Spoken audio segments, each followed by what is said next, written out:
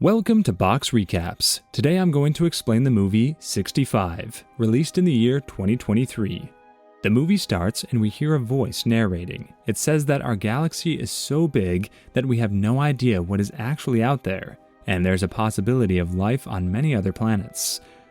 We see that the people on a planet called Samaras have become so advanced so many years ago, so they're able to travel to other planets.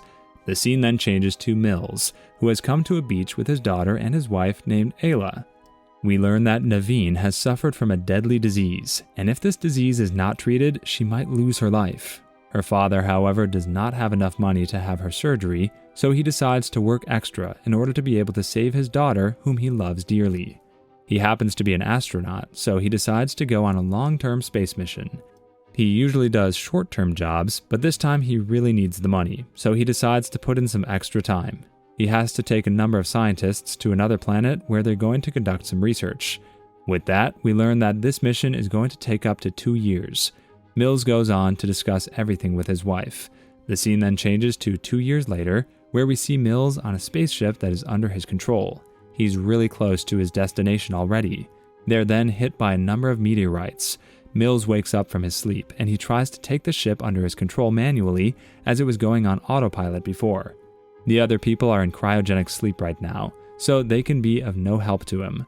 Mills realizes that his spaceship has endured a lot of damage, and some of its parts have even broken. He decides to make a stop at the nearest planet. He now moves quickly towards a planet that he spots. He's not able to see anything, which makes him bump the spaceship into a huge boulder that inflicts even more damage to his ship. Mills looks around. He's shocked to learn that all the others in the ship are already dead. He himself is hurt too, as we see him taking out a piece of metal from his body. He goes out of the ship to look around. He's relieved to learn that he can easily breathe there. There are trees with fruits, and everything just seems like our own Earth. However, it is not the same Earth we inhabit today. It is from 65 million years ago, as we see dinosaurs and many other strange creatures lurking around. There are no humans out there yet. Mills yet again makes his way back to the ship to make sure if anyone else is alive, but there is no one. All the scientists are dead now. He then goes on to record everything that has been going on and updates his company. He looks around and realizes that there are 2 escape pods that are missing from this ship, which means someone might have escaped when they were hit. Mills is very much aware that those escape pods happen to be invincible, because they are manufactured for these kinds of circumstances. Mills now decides that he's going to find those escape pods at any cost, because that is the only way he's going to be able to get back to his family. He also considers committing suicide, but when he looks at some of his daughter's photos, he changes his mind. He tries to find something to eat, but no luck. When he is watching some of his daughter's videos, he goes on to receive a notification, which indicates that there's someone still alive in those pods. Mills right away goes out and starts looking around for that pod. He follows the direction given to him by the system, and after having run around for a long time, he finally gets to that pod. When he opens it, there's a girl in there. He goes on to carry the girl in his arms and brings her back to the ship. The girl has not said anything so far. Mills finally asks her who she is and where she's come from. When the girl finally starts speaking, Mills is disappointed because he has no idea what she's saying. She talks in a different language. Mills does not even know what that language is. Mills can get her speech translated, but everything in the ship is broken, so when he tries to use the translator, it is of no use. Mills then manages to find a book through which he learns that this girl is named Koa. The scene then changes to the next morning, when Mills goes out yet again. He wants to get a better idea of what is out there, and when he looks around, he realizes that he is in ancient times, when the Earth was ruled by mighty creatures and not humans. He comes across a lot of big bones that make him realize that these predators are extremely deadly. He keeps moving forward and gets hit by a hot geyser blast. He gets affected by this blast momentarily, but manages to recover soon. He uses his small system and realizes that there is something shining on a nearby mountain, and when he takes a close look, he goes on to realize that this shining thing is actually the other half of his own spaceship. He decides that he's going to go to that mountain, but before that, he takes a quick scan which confirms that the shining object is actually the other half of his ship. He now starts thinking on which path should he be taking to get to the top of that mountain. As he figures that out, he's attacked by a small dinosaur. Mills manages to fight it, and after a while, he's seen crushing the creature with his gun and kills it just like that. He then hears some noise coming from behind the bushes, and when he moves forward to see what is out there, he's shocked as he realizes that Koa has left the ship. She's seen hiding there, and when she realizes that she's been spotted by Mills, she starts running again. Mills, of course, goes on to chase her, and both of them end up falling off a ledge, where they find a huge dinosaur.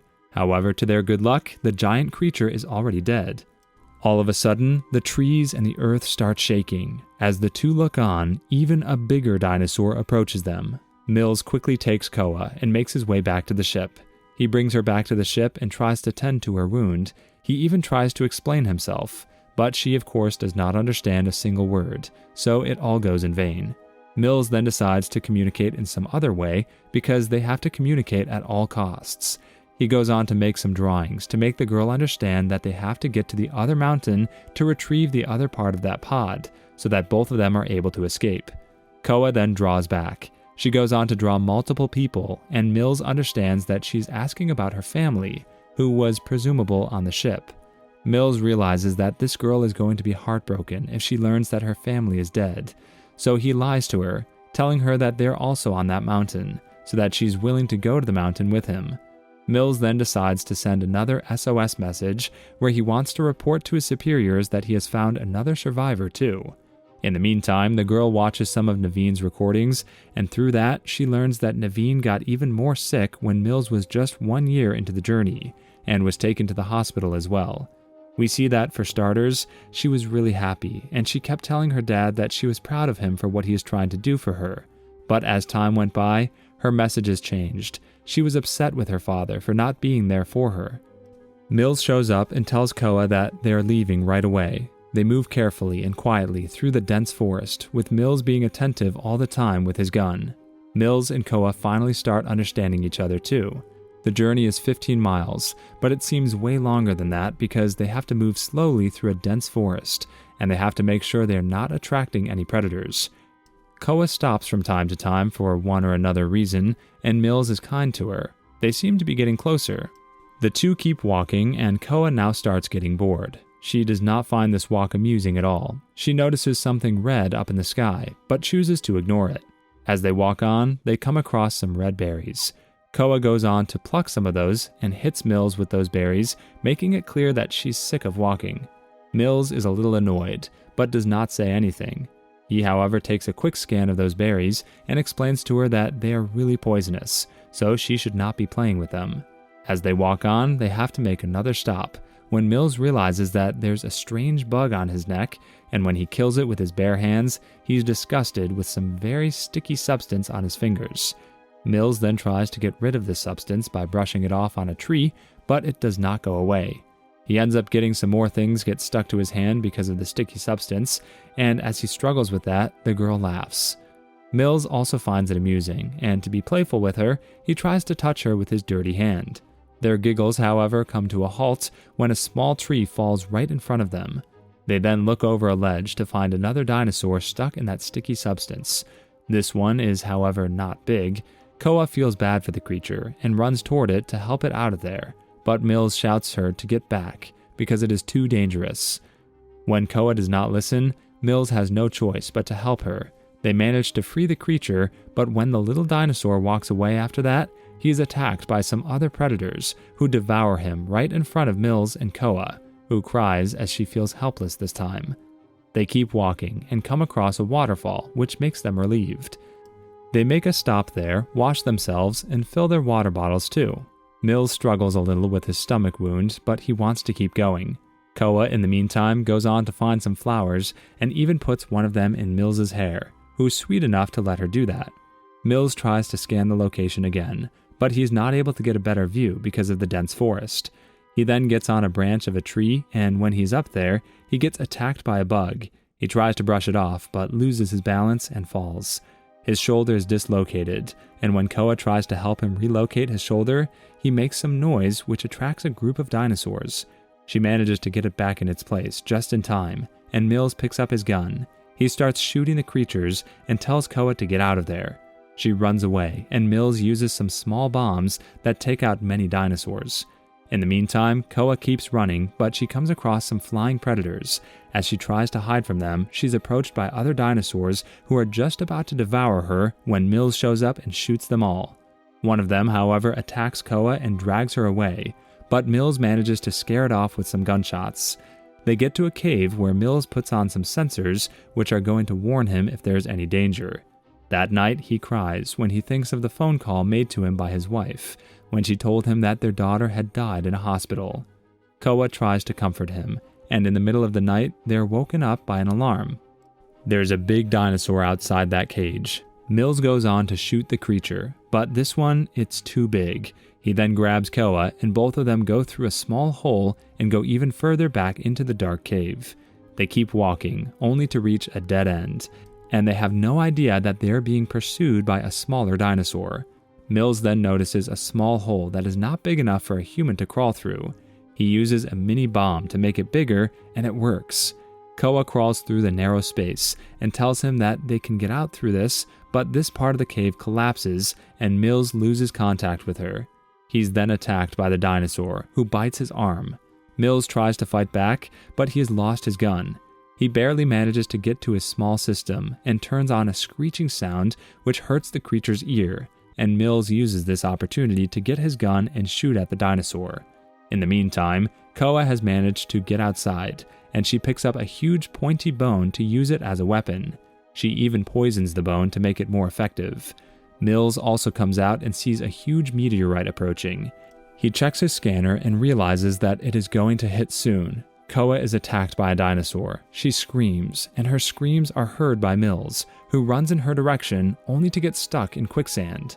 He starts sinking, and after a while, he's not able to even call out for help. Koa manages to kill the creature with a mini bomb, and she gets to Mills. She uses a tree branch to help him get out of the quicksand, and the two hug each other. They finally get to the mountain by nightfall. They get to the other half of the ship, and Mills turns on the computer to learn that another vessel is on the way to rescue them. Koa learns that her family is dead, and Mills tells her that his daughter is dead too. Both of them hug each other as they cry. This is when small pieces of meteorite start hitting, and both of them get into a secure pod. As they're about to launch, a meteorite hits and the pod falls off the mountain. Both of them go unconscious. Koa wakes up and presses the launch button, only to learn that they cannot launch in their current position. Mills also wakes up, and their pod is attacked by some dinosaurs. Mills gets out and retrieves his gun. He starts shooting, but they are too many. Mills now realizes that he's going to die there. This is when he sees Naveen's hologram, which has been put on by Koa to distract the dinosaur. The dinosaurs attack the hologram, which gives Mills ample time to shoot them. With the hits by the dinosaurs, the pod is now in the right direction to be launched.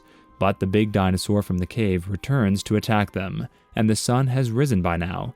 Mills guides the dinosaur to a hot geyser, but the creature still stands tall, and when he is about to be eaten, Koa shows up with the poison bone and stabs the giant creature. In agony, the creature walks into the hot geyser and dies. The two finally get in the pod and hit the launch button. They're on the way back home, and Mills feels like he has found another daughter as Koa grabs his hand. And with that, the movie comes to an end. Subscribe for more videos like this, turn on the notification, and leave a like to help the channel out. Thank you for watching.